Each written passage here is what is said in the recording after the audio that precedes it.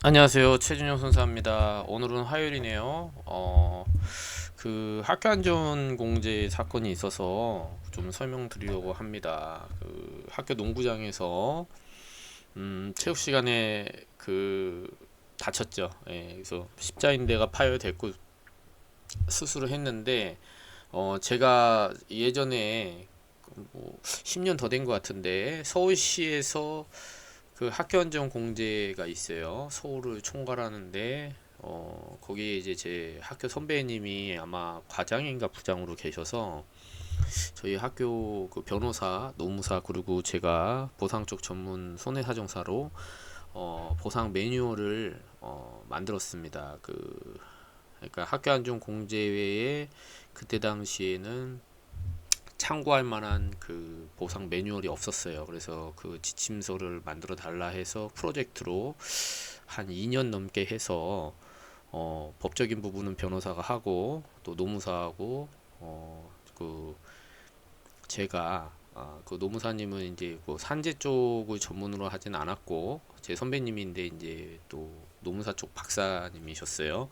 근데 이제 장애나 이런 산재 보상 파트가 좀 생소하다 보니 어 제가 이제 손해사정사로 그때 한참 10년 넘게 활동 중이었고 저도 처음에 이제 학교 그 안전공제에 들어가서 그거 자료를 가지고 1년에 그 십자인대 장애로 뭡니까 처리되는 사건이 그렇게 많지는 않더라고요. 예, 그리고 대부분이 소송으로 많이 진행이 돼서 그 소송 자료를 많이 주셔서 산재 파트와 국가배상 파트 그리고 여러 가지 이제 배상 책임도 제가 많이 했으니까 그거를 기초로 해서 만들었습니다. 근데 그 뒤에 이제 추가된 것도 있는데 그거 소개해드리면 전방 십자인대 파열로 보상받기가 아주 쉽지 않습니다.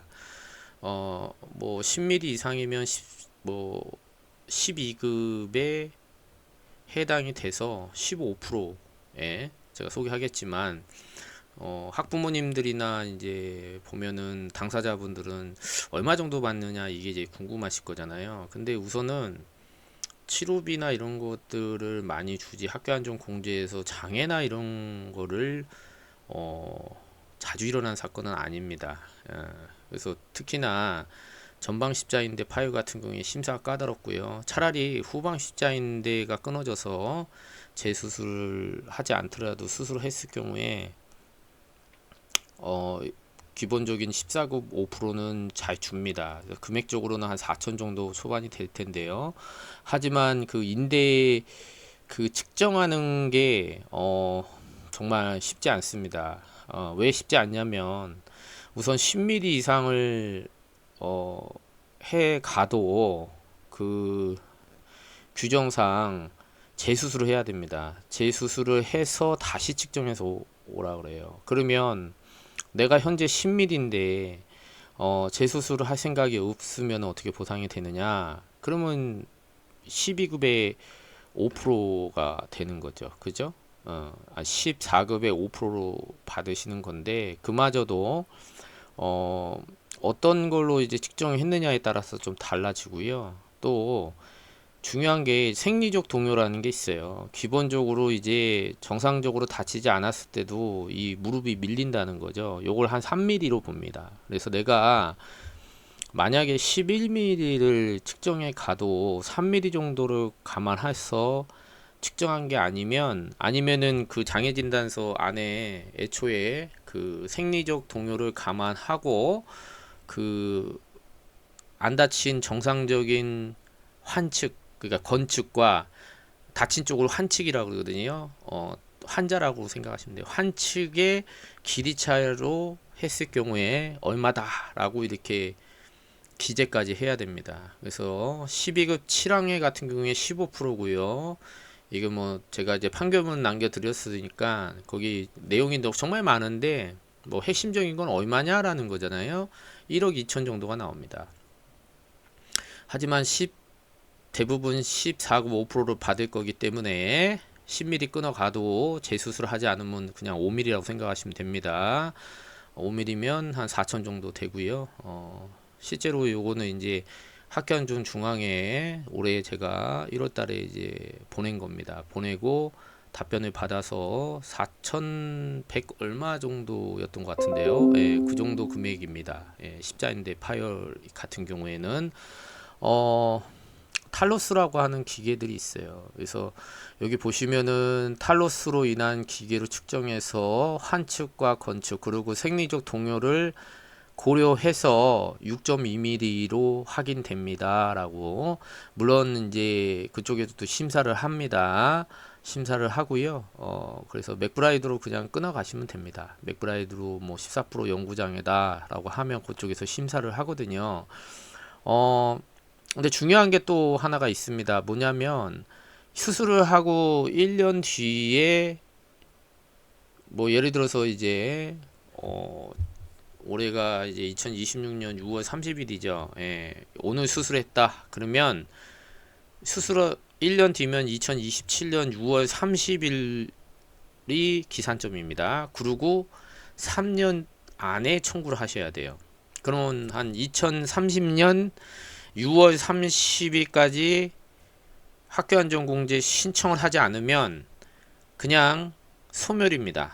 예. 물론 이제 1년이라 하더라도 치료가 종료된 시점으로 하기 때문에 1년 이후에도 뭡니까? 통원한 기록이 있으면 1년 반 동안 내가 정말 회복을 열심히 하려고 1년이 지나도 계속 2년 동안 치료를 받고 있었다라는 걸 입증을 하시면 마지막 통원한 날로부터 시효가 기산합니다. 예, 그래서 올해 2026년 6월 30일 날 오늘 만약에 수술하셨으면 27년도 6월 30일 날 다른 게 없으면 시효가 진행을 해서 3년 뒤인 2030년 6월 30일까지 청구하지 않으면 예, 그냥 다 날아가는 겁니다. 예, 그러니까 왜 이런 말씀을 드리냐면 보통은 장애 진단을 10년 전 사고라도 장애 진단 시점 내가 쉽게 말씀드려서 사실을 알게 된 날, 예, 내가 장애가 있었다는 사실을 알게 된 날로부터 보통 기산점을 설정을 하거든요. 근데 학교안전공제는 규정이 있어서 좀 다릅니다. 그래서 장애 진단서를 발행한 시점이 아니라는 거. 그래서 어렸을 때 중학교 때 다쳤는데 수술하고 나서 계속 학교 다니다가 뒤늦게 이제 대학교 가서 가끔 전화 오셔서 과거에 우리 아들이 중학교 다니는 시절에 학교에 청구를 그때 장애가 있는지를 몰라서 못했습니다 라고 오시는 분들이 가끔 계시는데 시효가 훨씬 지났죠. 예, 그래서 못합니다. 그냥 꽝이에요. 예.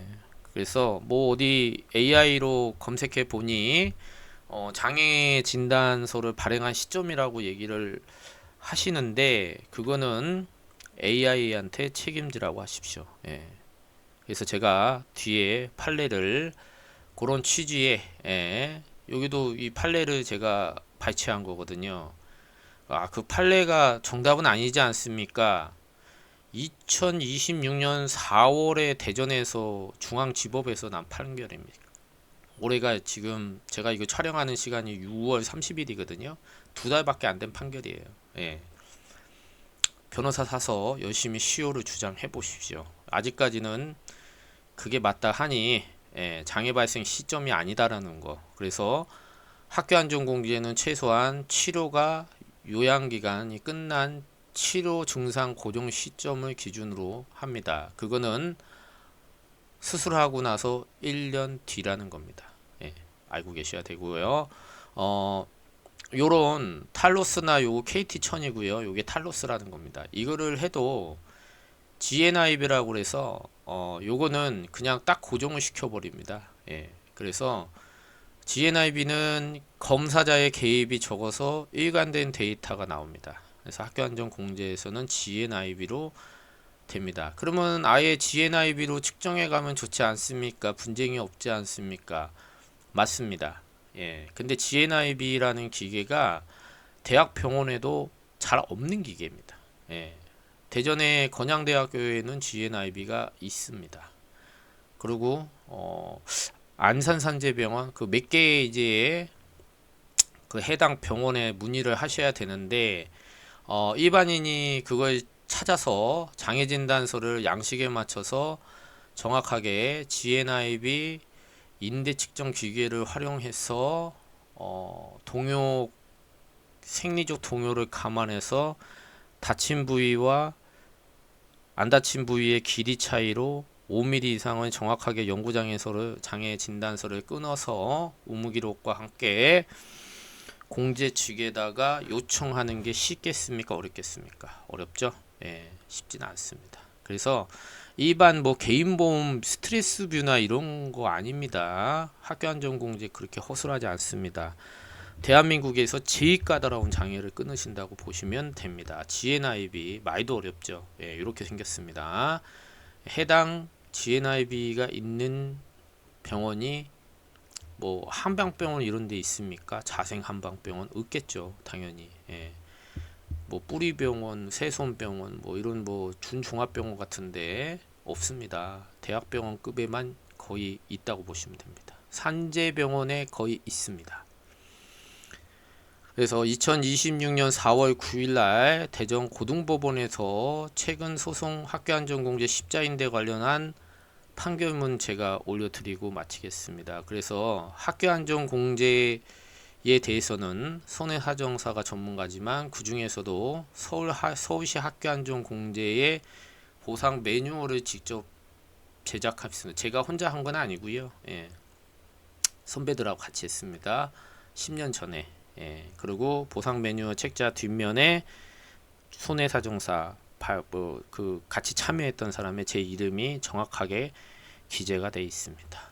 예, 감사하고요. 저는 사명의 최준영 손해사정사였습니다. 제 연락처는 공개되어 있으니까요. 언제든지 필요하시면 연락 주시기 바랍니다. 감사합니다.